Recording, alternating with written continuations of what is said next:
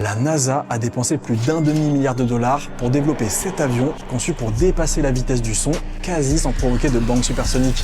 Je t'explique. Cet avion, c'est le X-59, un jet monomoteur long de près de 30 mètres, conçu pour atteindre une vitesse de croisière de 1490 km/h à une altitude de près de 16 800 mètres. C'est donc plus que la vitesse du son dans l'air, qui est de 1240 km/h, ce qui normalement provoque une explosion sonore, le bang supersonique. Pourtant, ce bang devrait être bien plus faible pour le X-59, et ça, c'est grâce à sa forme. En fait, normalement, le choc acoustique se produit parce que l'avion va plus vite que les ondes de pression qu'il génère. Elles finissent donc par se superposer, c'est le fameux mur du son. Et quand tu le dépasses, boum. Mais le X-59, lui, a un nez long et un fuselage très effilé qui permet d'étirer l'onde de choc au lieu de la laisser éclater d'un coup. Le choc est donc beaucoup plus doux. L'objectif de cet avion, c'est de faire avancer la création d'avions allant de plus en plus vite pour les vols commerciaux. Parce qu'un des principaux freins aux avions commerciaux supersoniques aujourd'hui, c'est le fameux bang, qui est interdit au-dessus des zones habitées pour cause de nuisances sonores. Alors pour le moment, on n'y est pas encore avec ce X-59.